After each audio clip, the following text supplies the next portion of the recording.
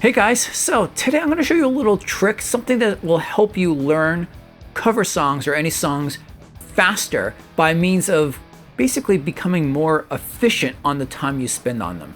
What we're going to do is we're going to look at how to practice a song using a loop.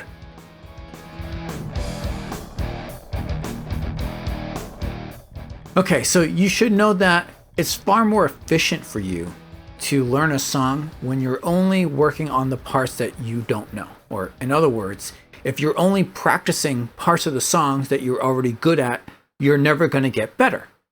So that means that if you're running through continuously a 5-minute song and you're only struggling with some 30-second breakdown in the middle, you're being really inefficient with your time. And what you really want to do is just focus on that little section of the song that you need to get good at. I generally use this technique whenever I'm learning a new song. So what I'll do is I'll learn just the intro. I'll work on just the intro over and over again until I got a solid. Then I'll move on to, say, the first verse and do that over and over again and proceed through the song in that fashion. And I do that by setting up a loop. And how do you set up a loop? Well, it's actually really quick. Now, first of all, obviously you have to use this in a DAW, right? If you're just running this on your phone, you're going to be very limited. So use technology to make your life easier.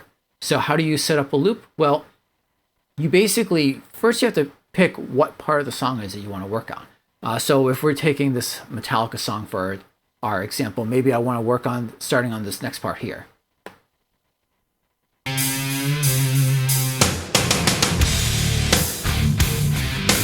Right? So maybe with a dun, dun, dun, dun, dun, dun, starting at that point. So what I want to do is I just want to back up a little bit from there so I can hear where the song is going to be coming in. I have a little bit of a cue. So I just want to back up a little bit from there.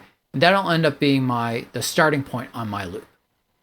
And then sometime later, let's say, here. That's where it comes out of that section. It goes to the next section. So I want to just work on that one section. So I want it to start before the section starts and end after the section ends. So I have a little bit of breathing room on either side.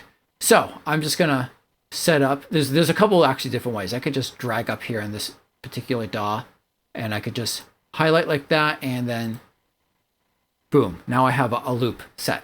If I hadn't done that, right, I could, if I reset this, I could have just picked a point and just keyed it in like I was just doing up there, right? So I was like, oh yeah, I'm going to come in around measure 24, right? And I'm going to come out, I don't know, around measure 38. Okay, and so I have my loop set up on that. So now watch, I'm just going to put it just before this point. It should play through and jump back around.